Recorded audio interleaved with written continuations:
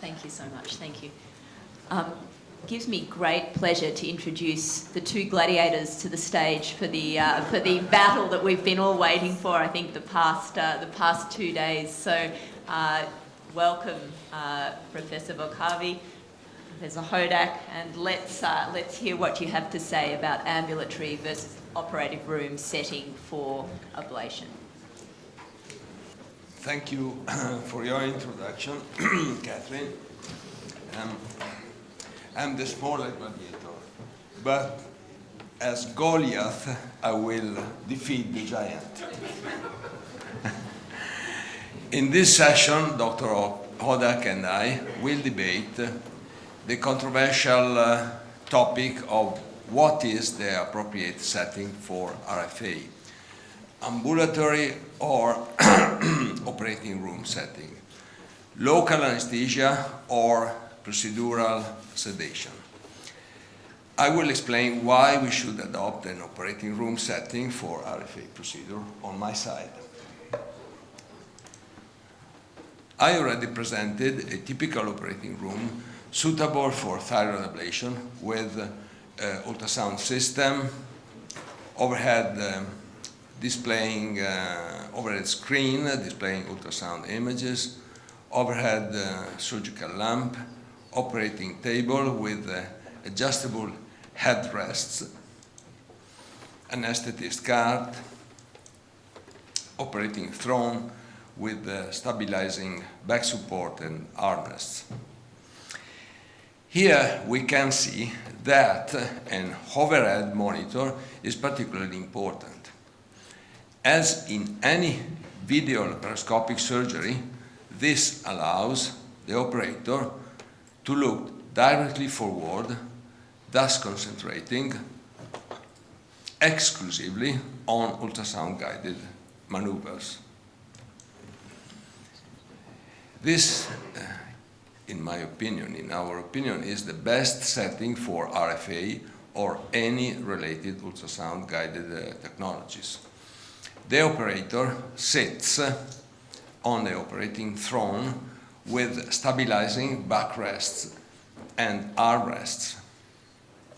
Behind the patient head, who is positioned with hyperextended neck on an adjustable operating table.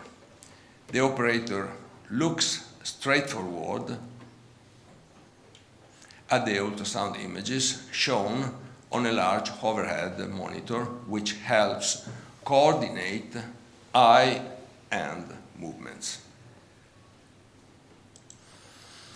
These are some questionable positions adopted by some RFA operators.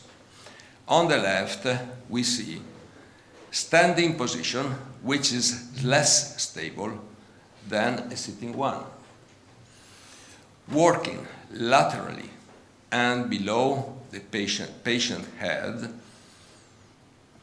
requires a specific setup when dealing with right or left lobe ablations. When a large overhead monitor is not available, the operator must lean over the patient and tilt head to see the smaller monitor,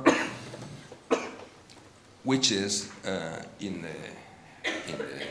mounted on the ultrasound machine, complicating eye-hand coordination.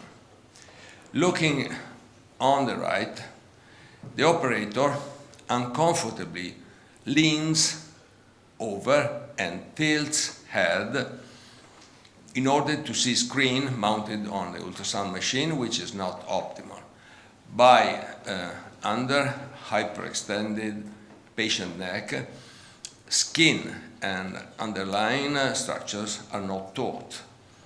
The minimum stool, yes, this operator has a minimum stool, has no stabilizing backrest or armrests, forcing the operator to obviously hunch over the patient. Let's talk about illumination. A surgical lamp hanging from ceiling illuminating the operating field is needed only when needles are inserted. Floor lamps with wires are not recommended as they may hinder operating staff movements. During the procedure, bright illumination is not needed. Excessive illumination makes ultrasound vision difficult. Overhead light is often turned away from the operating field. Now let me present the second issue I would like to talk about, procedural sedation. Procedural sedation helps patients tolerate unpleasant or painful procedures and avoid unwanted memories associated with the procedure. Because procedural sedation, PS, also aims to decrease the perception of pain and is combined with analgesics, it can be extended to include procedural sedation analgesia. Procedural sedation increases success of the procedure while decreasing duration, and as we already heard, procedural sedation enhances patients and personal safety. And these data were also published by an Italian author in 2017. I would like to explain the evolution of our sedation protocol over time. We started performing thermal ablation when we used a minimal sedation protocol in an ambulatory room without an anesthetist. As a result, we could only perform small and incomplete ablations. Successively, we moved to an interventional suite where an anesthetist was available in 20 minutes,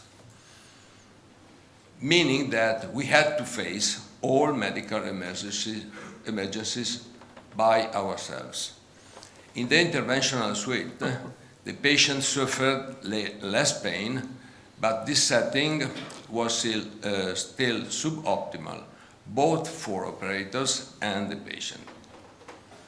In the end, we progressed to an operating room with an anesthesiologist. This immensely improved the quality and outcome of the procedures we offered to our patients. Sedation has conventionally 3 degrees: minimal, moderate, with or without analgesia, and deep sedation with analgesia, which is called also procedural sedation analgesia. In minimal sedation, the patient is very relaxed and may be awake. The individual is able to answer questions and follow instructions. Minimal sedation is obtained with oral benzodiazepines. With moderate sedation or conscious sedation, the patient is awake and able to follow directions without anxiety or pain. Patient will remember little or nothing about the procedure, which is good. Deep sedation is usually obtained with intravenous midazolam with the association of a painkiller and or an opioid drug such fentanyl or petidine. Moderate sedation. With deep sedation and analgesia, patient has depressed consciousness with attenuation of reflexes and only responds to repeated painful stimulation. Spontaneous breathing is sometimes inadequate and oxygen supplementation may be needed. Deep sedation is obtained by intravenous administration of fentanyl, midazolam, and propofol. This is our protocol sedation. as we carried out during years of experience. Fentanyl is given 10 minutes before starting RFA, 25 to 50 micrograms, repeatable up to 100 micrograms. Midazolam, an average of 2.5 midazolam milligrams are given intravenously with a range from 1.5 to 5 milligrams, 5 minutes before starting procedure. Then propofol, 1 to 2 milligrams per kilogram per hour, with a dose ranging from 50 to 200 milligrams per hour, with a bolus of 10 to 30 milligrams, is given upon procedure start. General sedation is conducted so that reflexes are attenuated but still observable. Oxygenation is maintained greater than 95% through intranasal goggles. Continuous ECG and other vital parameters are monitored. Having an anesthetist in the operating room has several advantages. Anesthetist monitors vital signs and parameters which are recorded with a multiparametric monitor. And they have on hand, anesthetists have on hand all emergency facilities. Patients breathes spontaneously. Oxygen saturation is guaranteed by oxygen supplementation with nasal goggles. Patient stays still and doesn't swallow, facilitating ablative maneuvers. Patient has anterograde amnesia, which is beneficial. Side effects and complications are greatly reduced. The operator can concentrate exclusively on RFA procedure. I can think only one disadvantage: no anesthesiologists work for free, so this incurs costs together with some higher operating room expenses. And this is my part. Thank you.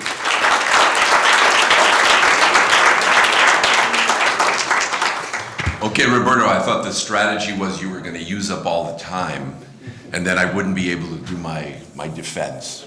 So I'm glad to see you left me a few minutes. Dr. Garib reminded me that we really need a name for this major battle of the giants, and there was the thrilla in Manila and the rumble in the jungle. So we decided we would call this the Battaglia in Italia. So it's a pleasure to follow Roberto and to have this discussion, and I appreciate him framing this as a controversy about whether radiofrequency ablation should be done in the operating room or in the appropriate setting, which is the ambulatory clinic. And let's see, does this work? Sabotage. Which? What did I do? What did I do to deserve this? Okay, there we go, thank you. So look, in fact, there's no doubt that these procedures can be successfully done in multiple settings, including the operating room, and to argue otherwise would be foolish. But there are some specific considerations associated with higher level environments like the operating room, like the interventional radiology suite, and chief among them, I think, is cost. The infrastructure that's involved to build an operating room or to use an expensive infrastructural situation like an operating room is considerable, and those costs are generally passed on to the patient, including the anesthesia cost, as Roberto points out. And since most of our patients are paying for these procedures out of pocket, sometimes this represents a great obstacle. Conscious sedation and general anesthesia require special training.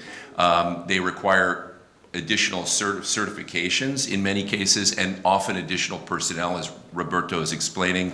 And they may indeed afford better situational control. You can keep your patient still. There's no question about that. But the question I would ask is that level of control routinely necessary? And I think there's a very strong argument that indeed it is not. I definitely reject the argument that excellent results require sedation. I would point out that Dr. Beck, who is well known to all of us, who is extraordinarily productive in this space, proceeds it with all of his patients in the ambulatory setting, and he in fact doesn't even use anxiolytics or benzodiazepines. From my experience, all of the high volume RFA providers in New York, we treat our patients in the ambulatory setting, and I will include Dr. Sinclair as a lifelong honorary New Yorker in that. But because of the fact that all New Yorkers are very high strung, we always use benzodiazepines. Parathyroidal lidocaine with low-dose benzodiazepines as needed, I would argue provides more than ample effective anesthesia.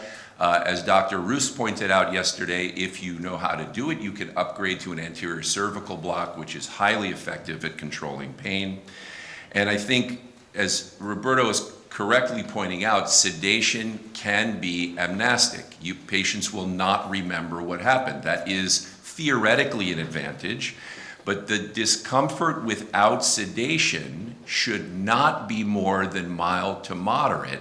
And in my opinion, and the opinion of others, if expectations are managed appropriately, this is not an insurmountable obstacle to deal with the patient. I mean, I personally have never had a case that I had to stop because of intractable pain.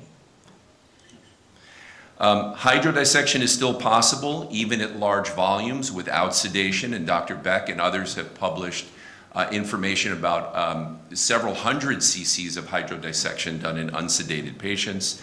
And there's an enormous literature supporting the safety and the efficacy of treatment in the ambulatory setting.